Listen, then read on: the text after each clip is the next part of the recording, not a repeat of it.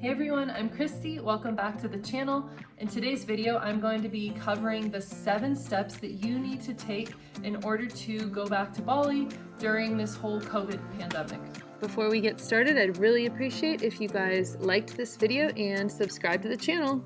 So today is December 21st, 2021. So just take note of that because things have been changing super rapidly with the government and all of their regulations to enter. So you just want to make sure that you are looking at accurate information at the time that you are going. So just to give you guys a quick background, I am an American citizen living in Bern, Switzerland, and my husband is a Swiss citizen. So one of our main focuses in going back to Bali is to grow our business, Nomad Next Door, which I started a few years ago when I was living in Bali. And basically it's a handmade handbags and jewelry brand, all handmade by artisans living in Bali. So super excited to go back and visit them, as well as create new products and improve the current ones that we have. Earlier this year, I also started a second business called Sahara Bazaar, and it's a home accessories brand in which everything is sourced by us in Morocco and Turkey. So that line includes things like mud cloth pillows,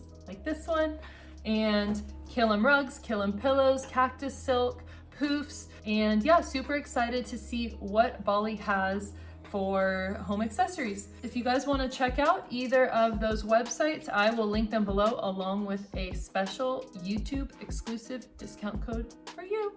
All right, so now that I've told you guys why we're going back to Bali, I am going to get into the heart of this video, and I'm going to link everything below. So if you guys need to go back and reference something, everything will be there.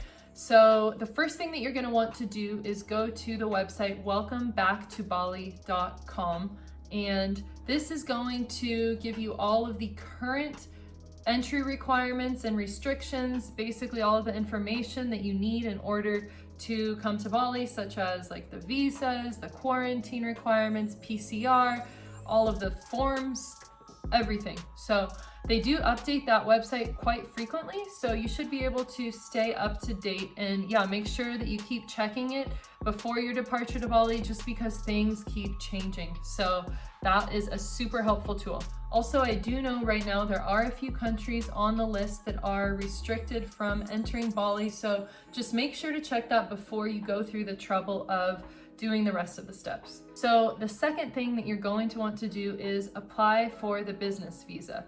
In most countries, I think if not all countries, the only way to enter Bali right now is with a business visa. Usually they do let you in with tourist visas, but since this pandemic began, they have changed that requirement, and now you need to apply for a business visa. So that visa is called the B211A, and there's several agencies that you can use to apply for this online. We used visafourbali.com simply because a friend in Bali has used it before and they recommended it. And so we paid about $300 per visa, and we just had to send them a photo of our passports. And this business visa is valid for up to 6 months. However, I believe you have to renew it every 60 days, which you can use the same agency and they should be able to take care of it for you.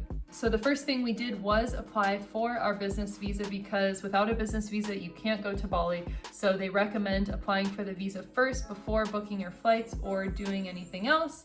And we did that about a month before and received our visas within a week. So while you're waiting for your Bali business visa, you can get a head start on some other things, which brings us to the third step, which is to find travel insurance, because right now Bali is requiring that you have an insurance policy that covers $100,000 of anything COVID related.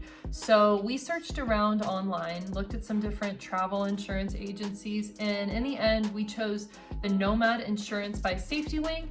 It starts at $42 for 4 weeks, and you can start it pretty much immediately, which is great. And it covers not only COVID, but up to $250,000 of medical expenses. Also super nice that they cover travel insurance, so up to $5,000 if you have a trip interruption or if you lose your luggage. Also, emergency medical evacuation up to $100,000. So check out their website below and you can explore a bit more and see if it's the right fit for you.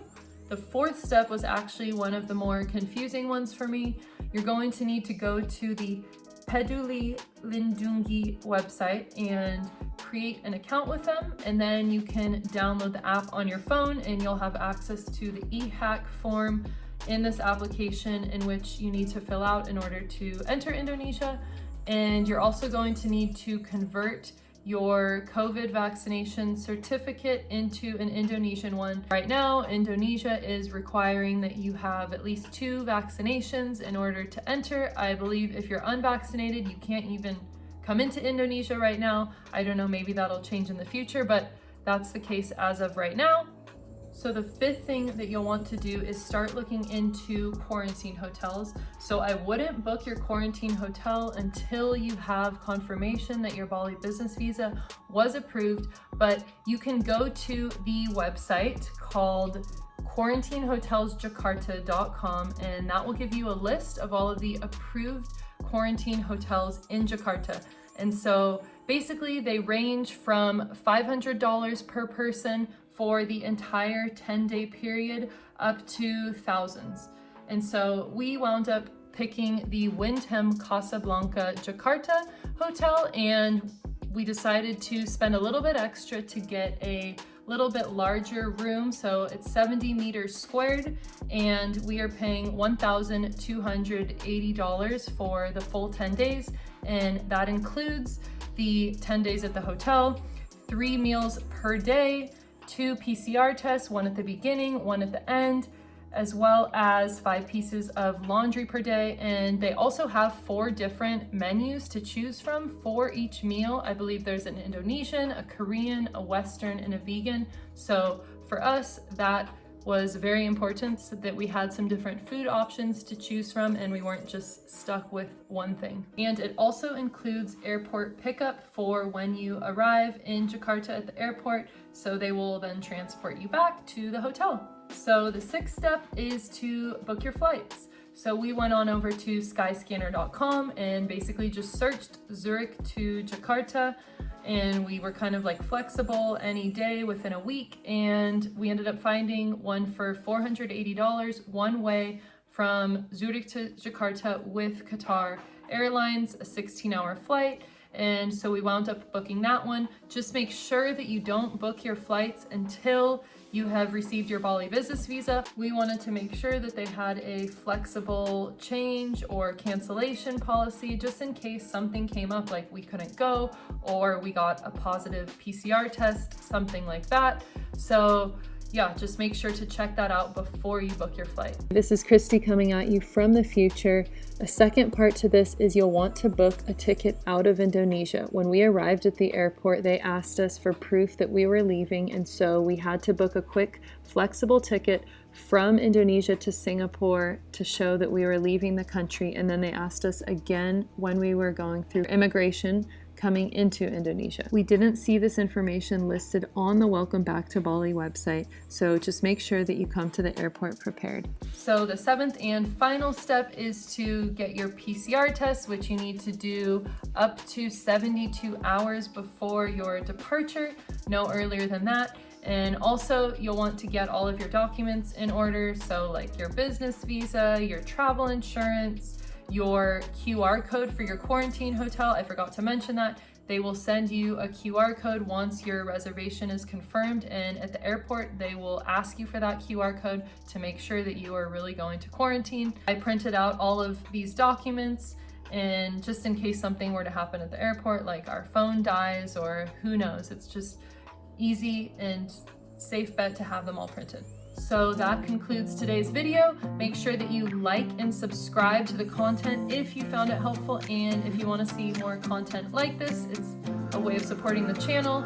And yeah, make sure you stay tuned for next week's video, in which I will be showing the process of going from Zurich to Jakarta. So I'll try and film as much as I can in the airports and let you guys know exactly what's going on, and that will be followed by a quarantine video. So stay tuned and I will catch you later.